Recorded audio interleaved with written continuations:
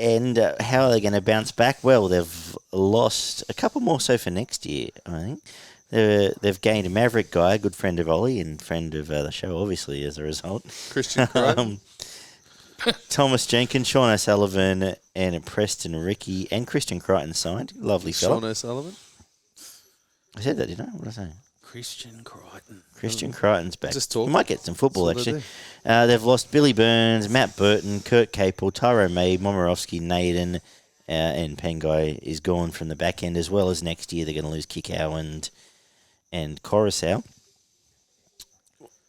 They won the comp. They've got the best, arguably the best player in the game, realistically. Ollie, what does it mean for Penrith, and where are they headed? I think that they'll be very glad that most of the comp sucks.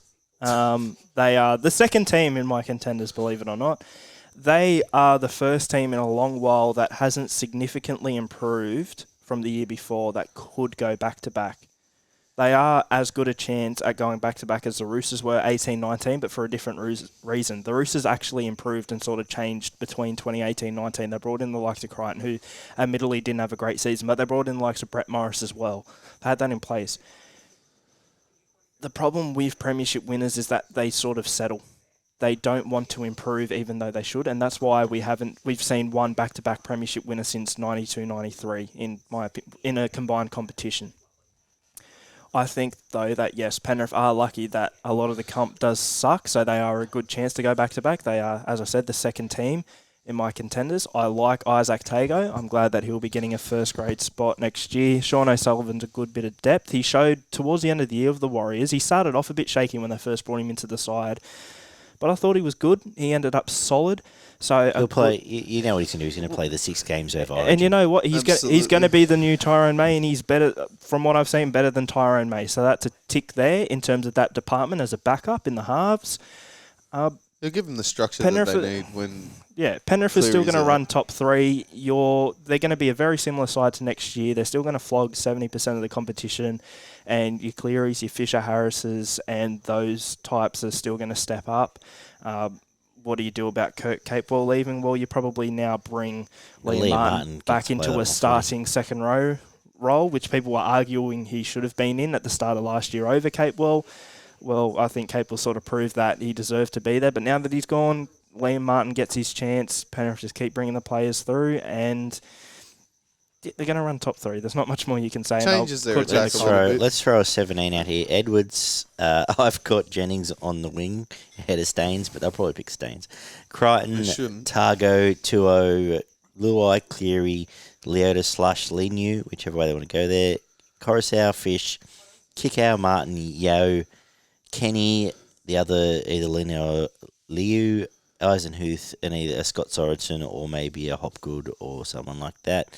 Sounds probably fair enough. Gumpy, where are Penrith at? Look, they're the I don't think they go backwards. I know they've lost a few blokes, but Capewell's really the only regular first grader that they've lost in looking at that. Like they've lost Nade and Burton, but I think that they cover Burton reasonably well with Tago. Tago is a centre. Burton is not really a centre. So I would also, in terms of a regular first grader, by the end of the year, chuck Momorowski into that as well. I think he was good defensively. Yeah. Momorowski, solid. Yeah. Look, ultimately, just going back to Supercoach thoughts, and we said it earlier, Targo, you think starting and you think a first grade I think centre. you have to consider it. Now they've lost both centres, yeah. Yeah, I think that now, with Supercoach centres being inconsistent scorers, I think that you're going to make some money off Tago as a centre in Supercoach. You make massive money out of him. He's a try scorer. He's a hard runner. He's a good defender. He's put on a little bit of weight. Being the age he is, you're going to. And at the end of the day, if he has a couple of bad games and they push him back to the bench, he can come on and play back row. That's right. That's right. My concern with Penrith winning the comp, and I still think they can, they're a really good chance. I think their game style is hard to replicate year after year. Absolutely. They've spent 2 years playing that game style. And that grind. And doing that for how long? Can you do that? I know that the defensive structures shouldn't really fall apart. They defend the same way. Absolutely. But it takes a toll. And look, you go through the finals games last year, there was a loss, then a win against Para that arguably, as Daggy said earlier, they probably should have lost. If Marnie plays, they win. Correct. Arguably should have won. The Melbourne game, Melbourne made a lot of errors, and there was 2 points in that. They get to the grand final.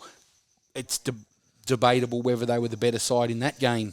So I guess that game style got them through 4 2-point games in the finals. The year before was similar. Then they got to the grand final and sort of got blown away. It's 2 years of tough footy. And as Ollie said, they've won a comp. Do they strive for better, or are they happy with the same? Because probably the same ain't going to cut it this year unless they change a few things. They do have the best player in the comp. They've got the best winger in the comp. They've probably got the best front rower in the comp in Fisher Harris. They've got arguably the lock in the comp. And all of that kind of... So they've got all that. It's just Ivan Cleary may need to make a few changes in the way they're playing, and possibly when they're playing bottom teams, don't go into the grind so much. You know, you don't have to win every game except 2 in the season to finish top 4. If you drop a couple because you play a different game style, which they probably won't if they play the bottom teams anyway. They will, You know, they seem quite determined not to, because 2 years ago, remember how excited we were probably 2 years ago when they let Luai off the leash and he ripped apart Canterbury, and last year it didn't happen. They were happy to beat Canterbury by 6 and go, okay. You know what I think? But when you take... The thing about the grind is, and I was thinking you articulated so well, Gumby, is when you take bricks out of a wall, in which they have done, that becomes a tougher wall to maintain. Oh, absolutely. That makes sense. But the foundation's there. It's built on the pack, the way they defend, which I think will get them through the season, and I think they'll finish minor premiers. I don't think they'll win the competition, but I think they will consistently outgrind pretty much every other team in the competition. They do have the skills in that backline and their halves to be able to unleash and just put teams away by 30, 40, 50 and points. And their draw is very good. Their draw is very good for them. I think Luai fell away a little bit because he was playing a bit of catch and pass to Burton, because Burton was so good at centre. He wasn't running the ball. He wasn't trying to set... He knew he didn't have to set Burton up.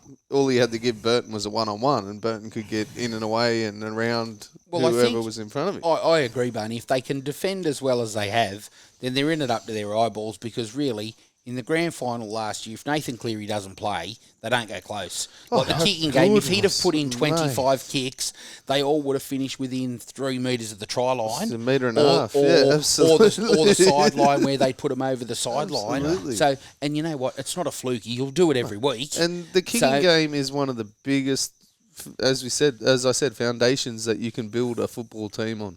If you can pin the opposition in their own corner and they have to do that hard work every time trying to get out of their corner, you can't spread it to a winger and get him to run down a sideline if the defence is sliding across. And they'll just shut it down every time. And the 6 kicks all right too.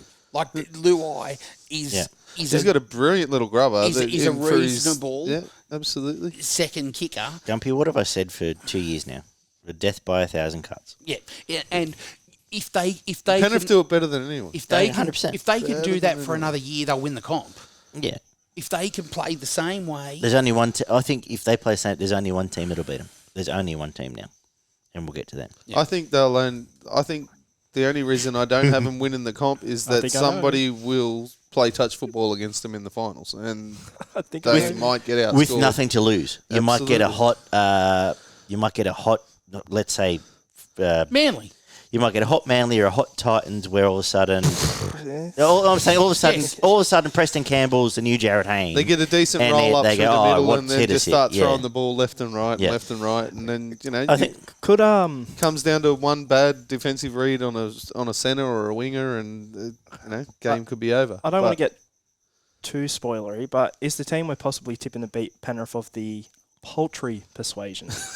They may be from the suburbs of Well, the east. well, yes. out of the teams left, Ollie, I can't see any of the I was others. trying to threatening think them. because I know who these two are tipping, and the same team as me. And I think I'm yet to get your premiership tip, and I don't think it's going to be those boys. All right, well, let's get to. But I think Penrith's lost a little bit of depth. They will be tested at times, but I think they will outgrind the majority of the competition, and they'll finish first at the end of the season. But I don't see them winning the competition at grand final time.